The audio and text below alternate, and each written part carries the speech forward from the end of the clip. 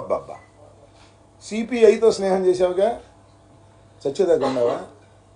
సిపిఎంతో స్నేహం చేసావుగా చచ్చేదాకా ఉండవా? చెప్పయ్యా. అక్కడ దాకా ఎందుకు బీజేపీతో స్నేహం చేస్తున్నావుగా చచ్చేదాకా ఉండవా? ఎన్ని దొంగ మాటలయ్యా, నాకు అర్థం కాలేదు. శత్రుత్వం ఉంటే చచ్చేదాకా శత్రుత్వం అన్నావు. నువ్వు అన్నావుగా. చంద్రబాబు నాయుడుతో శత్రుత్వం అన్నావు, లోకేష్తో శత్రుత్వం అన్నావు. ఎక్కడ దాకా ఉన్నావు శత్రుత్వం? నువ్వు అసలు మాట మీద నిలబడేవాడివేనా? అసలు ఒక చోట నిలబడేవాడివేనా? ఒకటి పక్కన నిలబడేవాడివేనా? ఎవరి పక్కన పడితే ఆడి పక్కన మాట్లాడతావు. అదేమంటే నా వ్యక్తిగత జీవితం గురించి మాట్లాడుతున్నారు. ఏ జగన్ అరుపు ఇంతకన్నా పెద్దదిలే, నేను సింపుల్గా అంటున్నా. నీ సంగతి నాకు బాగా తెలుసు. జూబ్లీ హిల్స్లో చెక్ పోస్ట్ దగ్గర నువ్వు చేసినవి తెలుసు. టన్నుల కొద్దీ నా దగ్గర సమాచారం ఉంది. ఇవ్వవయ్యా, టన్నుల కొద్దీ ఉంటే సమాచారం. What is blackmail? ఎంత చీప్ బ్లాక్ మెయిల్ చేస్తున్నావు? జగన్మోహన్ రెడ్డి గారి మీద నువ్వు వ్యక్తిగతంగా చెప్పదలుచుకుంటే చెప్పవయ్యా, దమ్ముంటే అది చెప్పవు. బెదిరింపు, బ్లాక్ మెయిలింగ్. బ్లాక్ మెయిలింగ్ జడిసే వ్యక్తి జగన్మోహన్ రెడ్డి గారు. నాకు 3 పెళ్ళిళ్ళు 4 పెళ్ళిళ్ళు అంటున్నావు. నన్ను దత్తపుత్రుడు అంటున్నావు. చెప్పని అడుగుతున్నా. ఎస్, నీకు మొదటి పెళ్లి కాలేదా? 2 పెళ్లి కాలేదా? 3 పెళ్లి కాలేదా? 4 పెళ్లి కాలేదు. 4 పెళ్ళని నువ్వా అంటున్నావు. 4 పెళ్ళం ఎవరో కాదు, నేనా? నాదెళ్ళ మనోహర్ 4 పెళ్ళం. మేము మా చేత ఎందుకు చెప్పించుకుంటా? ఏమి నాకు అర్థం కాలేదు. జగన్మోహన్ రెడ్డి పెళ్ళమా? నీకు చంద్రబాబుకి మొగుడు జగన్మోహన్ రెడ్డి గారు, గుర్తుపెట్టుకోమని మనం చేస్తున్నా. ఇది ప్రజావాక్కు, నేను చెప్పేది కాదని మనం రాజకీయంగా మీ ఇద్దరికి మొగుడు జగన్మోహన్ రెడ్డి గారు తప్ప మరొకరు కాదు. నీ 4వ పెళ్ళం మనోహరు, అందరికీ తెలిసినటువంటి సత్యం. ఇది ఏం మాట్లాడుతున్నావు నువ్వు? నేను ఒక్కటి మనవి చేస్తున్నా, నేను అందరికీ మనవి చేస్తున్నా. ముఖ్యంగా తెలుగుదేశం ఏ మాటగా మాట చెప్పాలి. చంద్రబాబు ఎంతవరకు లిమిట్స్లో మాట్లాడాలి అంతవరకు లిమిట్స్లో మాట్లాడితే కొద్దిగా ఎక్స్ అయ్యాడు. నీ దుంప దగ్గర నువ్వేందయ్యా పిచ్చి పిచ్చి పిచ్చి పిచ్చి అరుపులు, పిచ్చి పిచ్చి గందరగోళాలు. అయ్యా జన సైనికులారా, కాపు సోదరులారా, పునరాలోచించుకోండి. ఇతని వల్ల రాజకీయ పార్టీని నడపడం కాదు, రాదు. ఏ చంద్రబాబు భుజం మీద వేసి వెళ్ళిపోతాడు.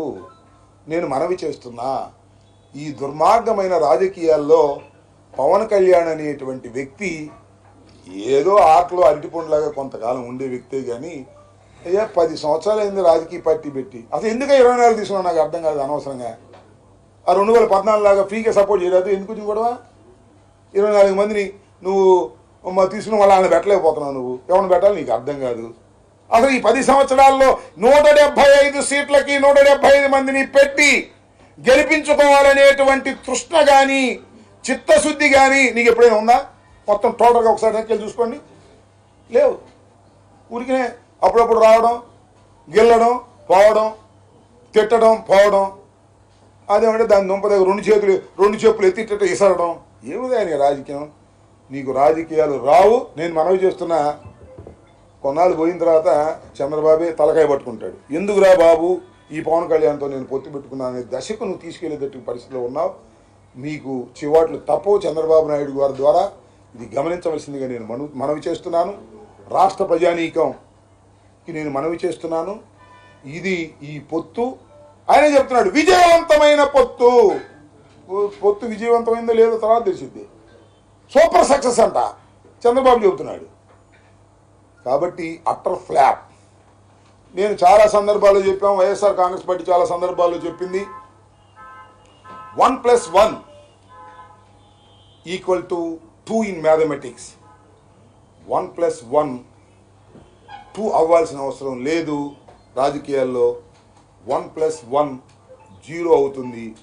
నేను ఇవాళ చాలా స్పష్టంగా చెప్తున్నాను, జనసేన ప్లస్ తెలుగుదేశం =0. అసలు 2 ఫోర్సులు కలిస్తే ఎంత బ్రహ్మాండంగా జరగాలని మీటింగ్ చెప్పండి ప్లీజ్. తాడేపల్లిగూడెంలో ఎంత బ్రహ్మాండంగా జరిగిన మీటింగు? అంత బ్రహ్మాండంగా జరిగిందా? Simple, out. నేను ఇంకోటి కూడా చెప్తున్నా. ముందు చంద్రబాబు నాయుడు గారు మాట్లాడారు. చంద్రబాబు నాయుడు గారు మాట్లాడని చెప్పి కొంతమంది జనం ఉన్నారు. చంద్రబాబు నాయుడు గారు ఆపేయంగానే విజువల్ చూసుకోండి, లేచి వెళ్ళిపోయారు కొంతమంది. బహుశా చంద్రబాబు నాయుడు గారు తెచ్చుకున్న జనం అనుకుంటా, ఆయన వెళ్ళిపోయారు.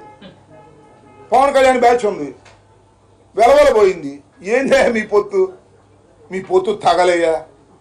అరే పవన్ కళ్యాణ్ మాట్లాడేదాకా కూడా ఉండలేకపోతే చంద్రబాబు జనం ఇంకా పొత్తెందుకు, ఇంకా ఓట్లు ఎప్పుడు వేస్తారు, మీరు ఎప్పుడు గెటన్ అవుతారు, మీకు ఎప్పుడు 4 సీట్లు వస్తాయి. అందువల్లే మీకు వచ్చేది 175కి 175 జగన్మోహన్ రెడ్డి గారు గెలిచి ముఖ్యమంత్రి కాబోతున్నాడు. రాసుకోండి, మళ్ళా ఎన్నికల తర్వాత మాట్లాడదాం. ఓకే? ఇంకా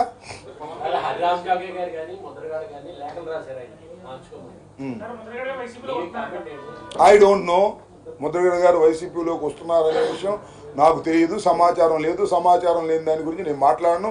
2 లెటర్లు రాశారు. మరి హరిరామజోయ గారు మాత్రం మీకు దండం బాబు, ఇంతకన్నా నేనేం చేయలేని చేతులు 2 పైకెత్తాడు. మరి అట్లాగే మన ముద్రగడ పద్మనాభం గారు కూడా వివరంగా చెప్పాడు, మా ఇంటికి 3 సార్లు వస్తా అన్నావు, రాకుండా పోయావని. దీన్ని బట్టి అర్థమవుతుందండి, ఏ మాటకి ఆ మాట హరిరామ జోగయ్య గారు, ముద్రగడ పద్మనాభం గారు మాకు గిట్టకపోయినా కాపుల్లో కాస్తో కోస్తో పలుకుబడి ఉన్నటువంటి నాయకులు, కాపులు శ్రేయస్సు కోరుకునేవారని మేము అనుకుంటున్నాం.